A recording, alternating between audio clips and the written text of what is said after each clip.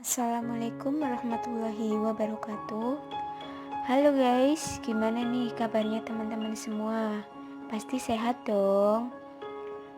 Perkenalkan, namaku Lailatun. Aku mahasiswa dari Universitas Muhammadiyah Semarang, Prodi D3 Analis Kesehatan. Nah, di video kali ini aku akan memberikan sedikit penjelasan tentang pemakaian APD yang baik dan benar.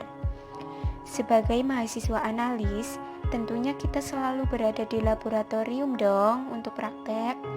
Nah, makanya aku akan memberikan sedikit penjelasannya yang aku ketahui. Simak dan ikutin terus ya. Manajemen penggunaan alat pelindung diri atau APD sesuai standar. Penggunaan APD memerlukan 4 unsur yang harus dipatuhi.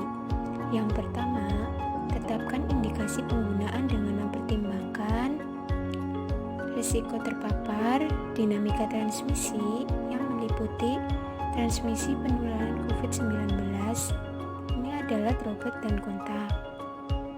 Gaun, sarung tangan, masker bedah, penutup kepala, goggles, sepatu pelindung.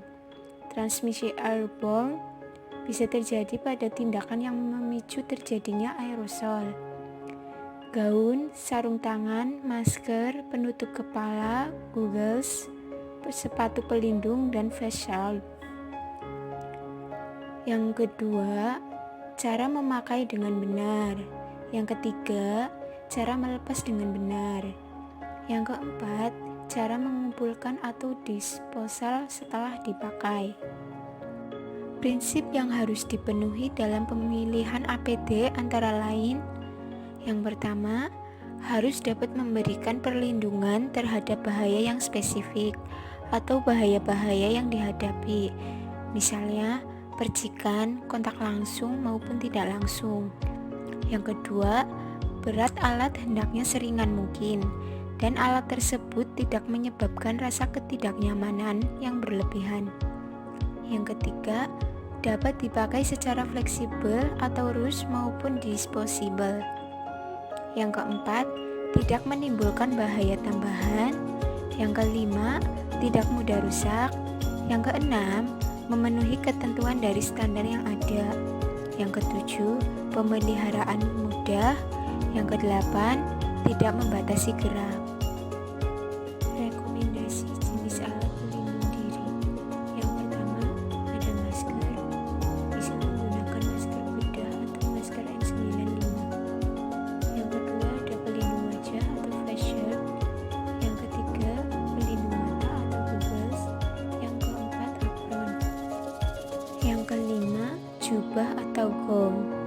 Persyaratan: efektif barrier, mampu mencegah penetrasi cairan, fungsi atau mobilitas, nyaman, tidak mudah robek, pas pada badan tenaga kesehatan, biocompatibility, flammability, odor, dan quality maintenance. Menurut jenis penggunaannya, gaun sekali pakai atau reusable, bahan sintetis fibers, misalnya polipropilen, polyester, dan polyethylene. Gaun dipakai berulang, bahan 100% katun atau 100% polyester, atau kombinasi antara katun dan polyester. Dapat dipakai berulang maksimal sebanyak 50 kali dengan catatan tidak mengalami kerusakan. Keenam, sarung tangan. Sarung tangan yang ideal harus tahan robek, tahan bocor, biocompatibility, dan pas pada tangan pasien. Bahan latex karet, polyvinyl chloride atau PVC, nitrile polyurethane. Yang ketujuh, penutup kepala. Bahan tahan cairan, tidak mudah robek, dan ukurannya pas di kepala. Yang kedelapan, sepatu pelindung harus menutup seluruh kaki, bahkan bisa sampai betis apabila gaun yang digunakan tidak mampu menutup sampai ke bawah.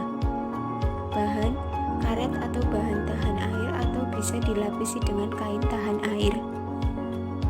Rekomendasi alternatif penggunaan saat krisis APD, yaitu masker N95.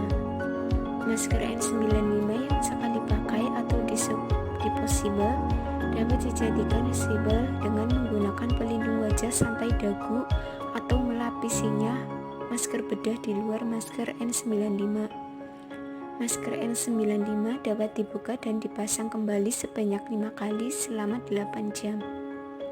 Reusable dapat dilakukan kecuali setelah masker N95 ini digunakan untuk tindakan aerosol. Nah, ini salah satu contoh bentuk masker N95. Bisa dilihat ya teman-teman. Goggles atau kacamata pelindung. Kacamata atau goggles dapat digunakan kembali setelah disinfektan kecuali rusak. Face mask atau masker wajah diperpanjang lama penggunaannya, digunakan bersama dengan pelindung wajah atau face shield, kedap air menutupi hingga ke bawah dagu. Tutup kepala. Sepatu pelindung, sepatu plastik tertutup dengan kaos kaki panjang, atau sepatu kids tertutup dengan kaos kaki panjang. Jubah atau gaun bedah yang tertutup belakang.